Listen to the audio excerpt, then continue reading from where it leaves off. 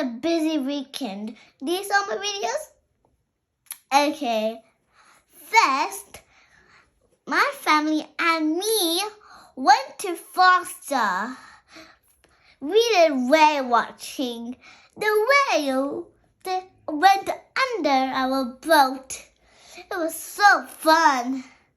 Next, we went kayaking. Kayaking was the most funniest thing.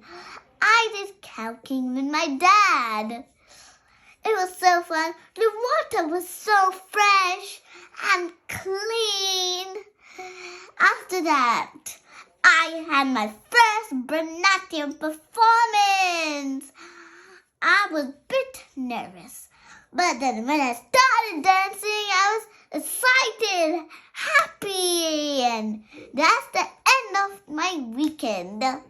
Now let's go back of our learnings and our homeworks and learn new things. Bye-bye.